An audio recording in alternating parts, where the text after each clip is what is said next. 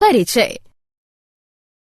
अंकिता, हम जानते हैं कि जनन सभी जीवों की वह क्षमता है जिसमें एक जीव लगभग अपने समान गुणों वाले एक छोटे से जीव को जन्म देता है। हाँ, हम ये भी कह सकते हैं कि जनन वो प्रक्रिया है जिसके द्वारा प्रजातियां यानी स्पीशीज आगे बढ़ती हैं। तो आओ, अपने इस नए अध्याय में हम जनन के बारे में विस्तार से चर्चा करें।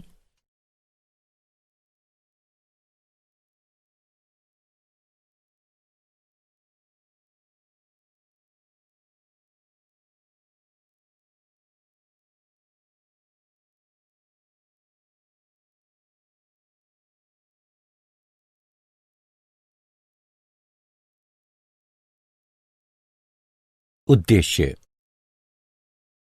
इस पाठ के अंत में आप निम्न करने में सक्षम हो जाएंगे: जनन को परिभाषित करना, विभिन्नता का महत्व ज्ञात करना, जनन के प्रकारों को पहचानना, अलैंगिक जनन को समझना, विखंडन को समझना, मुकुलन की प्रक्रिया का अध्ययन करना, बीजाणु समासंग की प्रक्रिया को समझना, पुनरुद्भवन को समझना, खंडन की प्रक्रिया को समझना, कायिक जनन को समझना।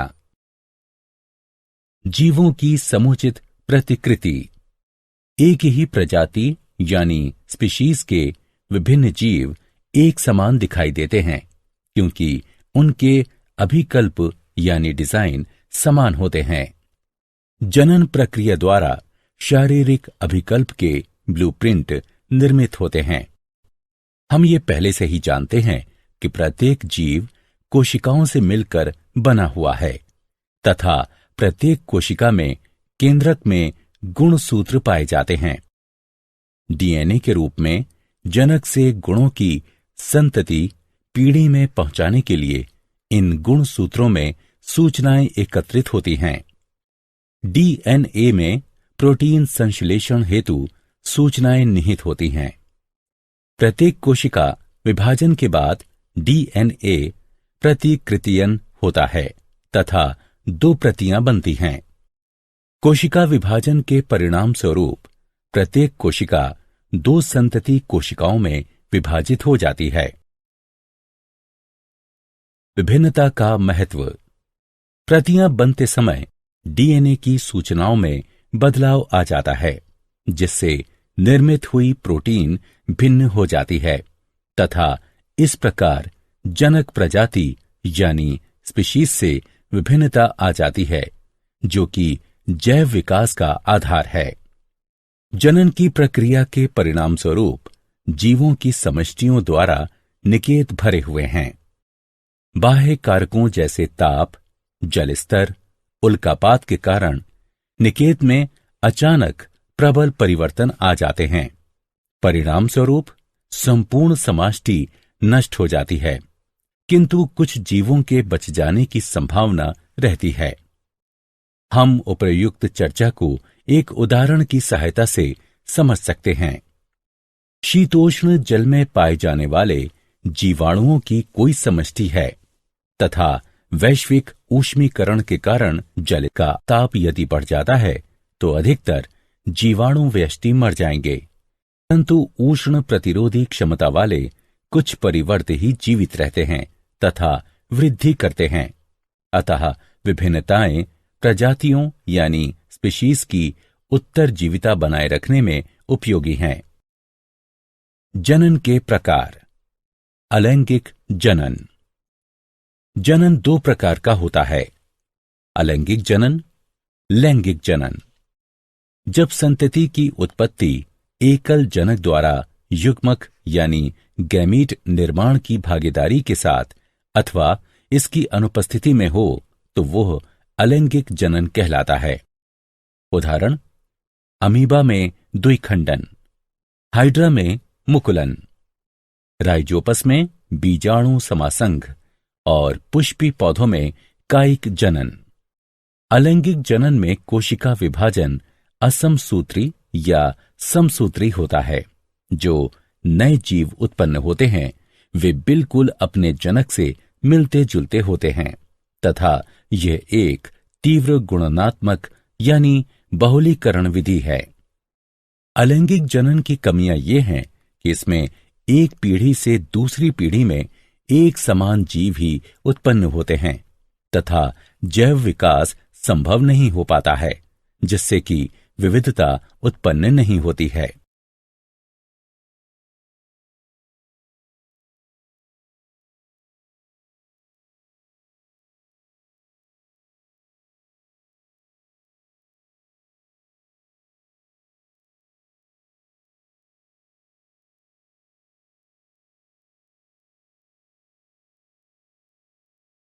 विखंडन।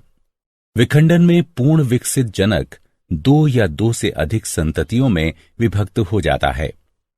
एक कोशिकीय जीवों जैसे अमीबा, पैरामीशियम तथा अन्य प्रोटोजोआ में अलैंगिक जनन की यह सबसे सरल विधि है। विखंडन दो प्रकार का होता है, द्विखंडन और बहुखंडन। अनुकूल परिस्थितियों के दौरान एक कोशिका का दो एक समान कोशिकाओं में विभक्त होना ही द्विखंडन कहलाता है। इस विधि में असमसूत्री विभाजन द्वारा सर्वप्रथम केंद्रक दो भागों में विभक्त हो जाता है तथा उसके बाद कोशिका द्रव्य में विभाजन होता है। अंत में कोशिका दो संतति कोशिकाओं में विभक्त हो जाती है। उदाहरण: जीवाणु, यीस्ट, युगलीना, अमीबा तथा पैरामीशियम। बहुखंडन जनक खंडन होता है। इसमें प्रतिकूल परिस्थितियों के दौरान जनक का शरीर स्वतः ही अनेक संतति कोशिकाओं में विभक्त हो जाता है। कोशिका का केंद्रक लगातार विभाजित होकर अनेक केंद्रक बनाता है। प्रत्येक केंद्रक कम मात्रा के कोशिका द्रव्य से घिरा होता है तथा पुटी यानी सिस्ट में अनेक संतति कोशिकाएं उत्पन्न होती हैं। अनुकूल परिस्थितियों में पुटी यानी सिस्ट टूटकर छोटी संततियों को मुक्त करता है। बहुखंडन का उदाहरण मलेरिया परजीवी प्लेस्मोडियम है।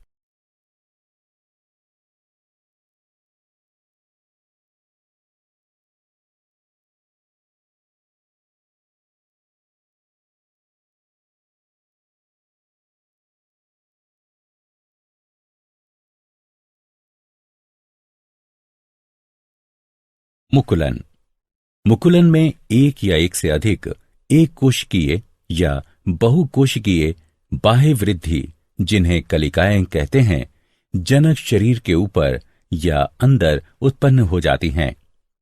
हाइड्रा पुनर्जनन की क्षमता वाली कोशिकाओं का उपयोग मुकुलन के लिए करता है और इसके कारण एक स्थान पर कलिका यानी मुकुल विकसित हो जाती है।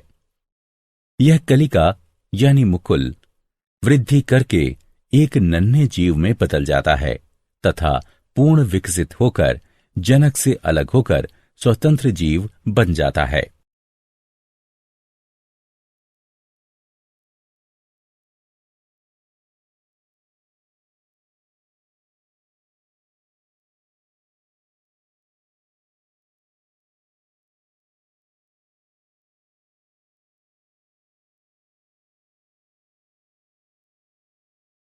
बीजाणु समासंग।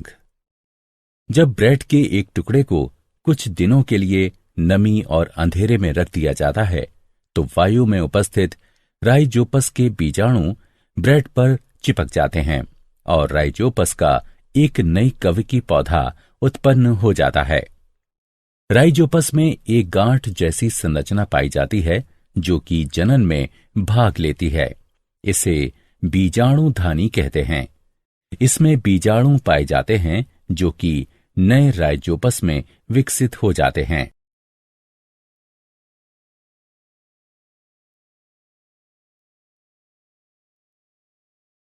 पुनरुद्भवन यानी पुनर्जनन। पूर्ण रूपेण विभेदित जीवों में अपने कायिक भाग से नए जीव के निर्माण की क्षमता को पुनरुद्भवन कहते हैं। इसमें जीव के शरीर का कटा या टूटा हुआ भाग वृद्धि या पुनरुद्भित होकर एक नया पूर्ण जीव विकसित हो जाता है। सरल जीव जैसे हाइड्रा और प्लेनेरिया को कई टुकड़ों में काट देने पर प्रत्येक टुकड़ा विकसित होकर पूर्ण जीव का निर्माण कर देता है।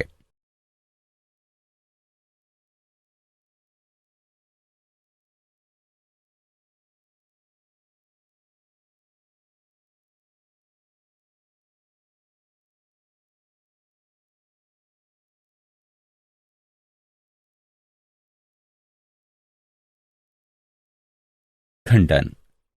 खंडन में जनक का शरीर तरंग की क्रिया, पुराने भागों की मृत्यु और अपघटन द्वारा दो या दो से अधिक छोटे छोटे टुकड़ों में खंडित हो जाता है। सरल संरचना वाले बहुकोशिक जीवों में जनन की सरल विधि कार्य करती है। उदाहरणतः स्पाइरोगाइरा सामान्यतः विकसित होकर छोटे छोटे टुकड़ों में खंडित हो जाता है। ये टुकड़े अथवा खंड नए जीव यानी व्यष्टि में विकसित हो जाते हैं। सभी जंतुओं में चपटे कृमि शरीर का खंडन दर्शाते हैं, जो कि नए जीवों यानी व्यष्टि में विकसित हो जाते हैं। शैवाल जैसे कि पायरोगाइरा में खंडन पाया जाता है।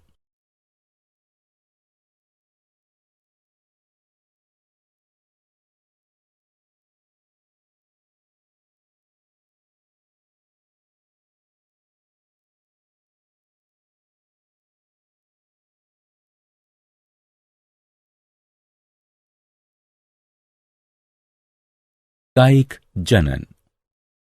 कायिक जनन गुणन यानी बहुलीकरण की वह प्रक्रिया है जिसमें जनन अंग की सहायता के बिना ही पौधे के पुराने भागों जैसे तने, जड़ों तथा पत्तियों से एक नया पौधा विकसित हो जाता है।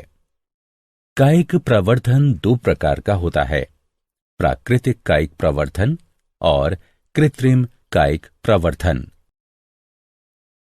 प्राकृतिक कायिक प्रवर्धन। सभी बीज वाले पौधों में प्राकृतिक कायिक प्रवर्धन बहुत प्रचलित है। ये तीन प्रकार का होता है, जड़ों द्वारा, तने द्वारा और पत्तियों द्वारा। जड़ों द्वारा कुछ पौधे अपने ऊपर अपस्थानिक कलियों का विकास करते हैं, उदाहरण अमरूद और शीशम। कुछ गांठदार अपस्थानिक जड़ों के अलावा अपस्थानिक कलियों में भी उचित मात्रा में भोजन पाया जाता है, उदाहरण डहेलिया तथा शकरकंदी। तने द्वारा कुछ पौधे तने के बिखरने तथा शाखित प्रकंदों द्वारा कायिक जनन करते हैं, उदाहरण केला, अदरक तथा हल्दी। तना कंद आलू तथा चुकंदर में पाए जाते हैं। आलू का कंद भूमिगत शाखित तने का एक फूला हुआ शीर्षस्थ भाग होता है, जिस पर कि अनेक आंखें या गांठें पाई जाती हैं। प्रत्येक आंख में एक या अधिक कलिकाएं पाई जाती हैं। आंख पर पाई जाने वाली कलिकाओं से नए पौधे उत्पन्न होते हैं। आलू के पौधे कंदों द्वारा उगाए जाते हैं, बीजों द्वारा नहीं। ऊपरी भूस्तारी एक वायवीय कमजोर तना होता है, जैसे कि मैदानी घास, पुदीना, जो कि सतह पर फैलकर पर्व संधियों पर अपस्थानिक जड़ों को जन्म देते हैं। जब पौधे का पुराना भाग मृत हो जाता है तो जनक पौधे से शाखाएं अलग हो जाती हैं तथा स्वतंत्र पौधों का निर्माण करती हैं। बल्ब भी कलिकाएं धारण करते हैं, उदाहरण लहसुन तथा प्याज। घन कंदों जैसे क्रोकस, अरुई यानी कोलोकासिया आदि में भोजन उचित मात्रा में संगृहित होता है तथा ये अनेक अपस्थानिक कलिकाएं भी धारण करते हैं। पत्तियों द्वारा कुछ पौधों में मांसल पत्तियों के कटीले यानी खांचे युक्त पार्श्व अपस्थानिक कलिकाओं को धारण करते हैं। जब पत्ती मृदा पर गिरती है तो अनुकूल परिस्थितियों में कलिकाएं छोटे पौधों में विकसित हो जाती हैं। नवीन पादप पृथक होकर स्वतंत्र पौधों में विकसित हो जाते हैं, उदाहरण ब्रायोफिलम, बिगोनिया। कृत्रिम कायिक प्रवर्धन। मालियों तथा बागबानों ने कृत्रिम कायिक प्रवर्धन की विभिन्न पद्धतियां विकसित की हैं। कटाई, पर्तन, कलम लगाना, मुकुलन और ऊतक संवर्धन आदि कुछ सामान्य पद्धतियां हैं। कटाई। कटाई जड़, तना अथवा पत्ती का एक अलग हुआ भाग है जो कि आंशिक रूप से नम मिट्टी में गड़ा हुआ होता है। अनेक पौधे जैसे गन्ना, गुलाब, नींबू, अंगूर, कोकोआ, बोगेनविलिया आदि कटाई के माध्यम से ही प्रवर्धित किए जाते हैं। पर्तन। जनक पौधे से पौधे के अलग होने से पूर्व तने की शाखाओं में अपस्थानिक जड़ें बन जाती हैं। तने की शाखा परत कहलाती है तथा यह प्रक्रिया पर्तन कहलाती है। यह विधि नींबू, अमरूद, हिबिस्कस, बोगेनविलिया, चमेली, रसभरी तथा अनेक सजावटी पौधों में प्रयोग की जाती है। कलम लगाना। जनन की इस पद्धति में दो निकटवर्ती संबंधित किस्मों वाले पौधों को एक साथ जोड़ दिया जाता है जिससे कि वे एक पौधे के रूप में ही रहते हैं। पौधे का एक भाग जो कि पौधे के अन्य भाग पर कलम लगाता है पौधे की कलम यानी साइकान कहलाता है तथा वो पौधा जिस पर कलम लगाई जाती है डंठल यानी स्टॉक कहलाता है। उदाहरण आम, सेब, मटर, नींबू और अमरूद। मुकुलन। मुकुलन में एक वांछनीय पौधे के तने से छालयुक्त एक छोटी कलिका यानी मुकुल ली जाती है। इसके बाद डंठल की छाल में बनाई गई काट यानी दरार में घुसाई जाती है। दोनों को बांध दिया जाता है तथा इन्हें सूखने से बचाया जाता है। उदाहरण गुलाब, आलू बुखारा आदि। ऊतक संवर्धन। संवर्धन विलियम के कृत्रिम माध्यम में पृथक या विलगित पादप कोशिकाओं अथवा पादप ऊतक के छोटे भागों में नए पादप का निर्माण ही ऊतक संवर्धन कहलाता है। पौधे के वृद्धि वाले सिरे से ऊतकों अथवा विलगित कोशिकाओं को हटाकर तथा उन्हें कृत्रिम माध्यम में रखकर पौधों को विकसित कराया जाता है। पादप ऊतक विभाजित होकर कोशिकाओं के छोटे समूह बनाते हैं जिन्हें कैलस कहा जाता है। कैलस को एक ऐसे अन्य माध्यम पर स्थानांतरित किया जाता है जिसमें कि वृद्धि तथा विभाजन के लिए हार्मोन पाए जाते हैं जिससे कि पादपक या छोटा पौधा बनता है। बने हुए पादपक को गमलों या मृदा से प्रतिरोपित किया जाता है जहां वे वृद्धि करके विकसित पौधे बना सकते हैं। यह बाह्य यानी इन विट्रो सूक्ष्म प्रवर्धन भी कहलाता है क्योंकि यह प्रक्रिया एक परख नली यानी टेस्ट ट्यूब में एक कृत्रिम पर्यावरण का प्रयोग कर जनक पौधे के बाहर होती है। यह सजावटी पौधों जैसे ऑर्किड, डहेलिया तथा कॉर्नेसन के लिए प्रयोग की जाती है।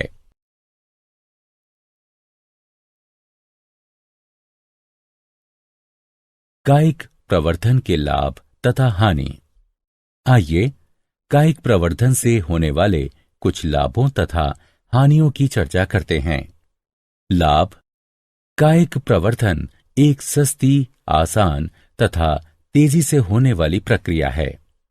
कायिक प्रवर्धन द्वारा जनक पादप के गुण यानी लक्षण संग्रहित रहते हैं।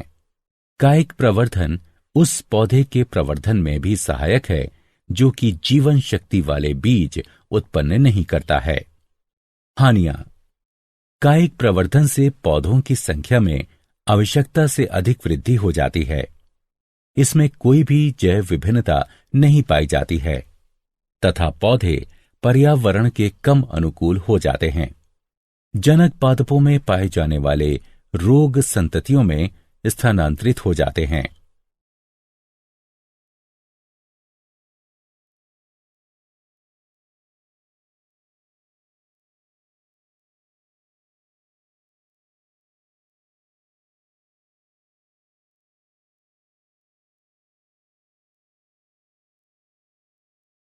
क्या आप जानते हैं, यकृत में बहुखंडन के दौरान प्लेज्मोडियम लगभग 1000 संतति कोशिकाएं उत्पन्न करता है, जबकि लाल रुधिर कणिकाओं में बहुखंडन के दौरान ये 12 से 24 संतति कोशिकाएं उत्पन्न करता है, जिन्हें खंडजाणु यानी मीरोजोइट कहते हैं। जीर्णोद्धार पुनरुद्भवन शरीर की खंडित कोशिकाओं के पुनर्निर्माण की एक प्रक्रिया है। उदाहरण, मानव में नवीन लाल रुधिर कणिकाओं द्वारा मृत लाल रुधिर कणिकाओं का प्रतिस्थापन तथा घाव भरना। पुनर्निर्माण यानी पुनरुत्पादन। पुनरुद्भवन शरीर के खोए हुए भाग के पुनर्विकास की एक प्रक्रिया है।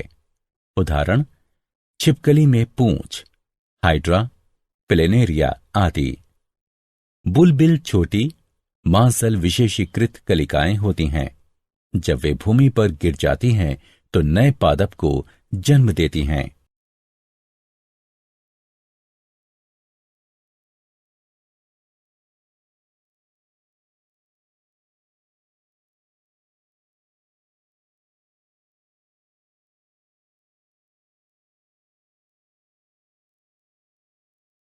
सारांश। आइए हमने जो कुछ सीखा है उसे संक्षेप में दोहराएं। वह प्रक्रिया जिसमें वर्तमान यानी मौजूदा जीवों से नए जीव की उत्पत्ति होती है, जनन कहलाती है। अलैंगिक जनन में नए जीव एक ही जनक से बनते हैं। कुछ जीव जैसे स्पाइरोगायरा सामान्यतः विकसित होकर छोटे छोटे टुकड़ों में खंडित हो जाते हैं। ये टुकड़े अथवा खंड नए जीव यानी व्यष्टि में विकसित हो जाते हैं। पौधों जैसे मनी प्लांट, गुलाब, अंगूर आदि में कायिक प्रवर्धन कटाई द्वारा होता है। पर्तन में पौधे की शाखा का सिरा भूमि की तरफ मुड़ यानी झुक जाता है तथा नम मृदा द्वारा ढक जाता है। कलम लगाने में दो निकटवर्ती संबंधित किस्मों वाले पौधों को एक साथ जोड़ दिया जाता है, जिससे कि वे एक पौधे के रूप में ही रहते हैं। जंतुओं में अलैंगिक जनन की विभिन्न प्रक्रियाएं विखंडन, मुकुलन, खंडन तथा पुनरुद्भवन हैं।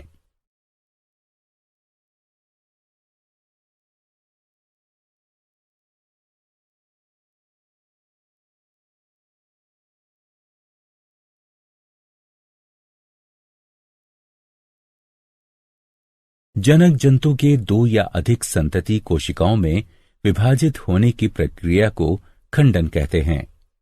विखंडन दो प्रकार का होता है, द्विखंडन तथा बहुखंडन। द्विखंडन में दो संतति कोशिकाओं का निर्माण होता है। बहुखंडन में अनेक संतति कोशिकाओं का निर्माण होता है। मुकुलन में एक या एक से अधिक एक कोशिकीय या बहुकोशिकीय बाह्य वृद्धि, जिन्हें कलिकाएं कहते हैं, जनक शरीर के ऊपर या अंदर उत्पन्न हो जाती हैं। यीस्ट में कलिकाएं एक कोशिकीय होती हैं, जबकि हाइड्रा, स्पंज आदि में बहुकोशिकीय होती हैं। कलिकाएं बहिर्जात अथवा अंतर्जात होती हैं। खंडन में जनक का शरीर दो या अधिक भागों में खंडित हो जाता है, जिसमें से प्रत्येक विकसित होकर एक जीव का निर्माण करता है।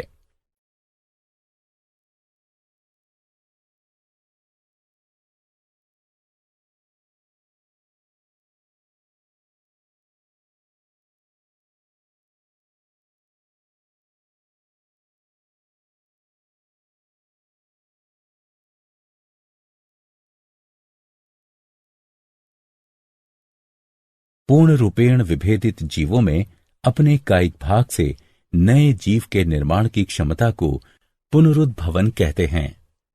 निम्न जीवों में पुनरुद्भवन की क्षमता अधिक होती है।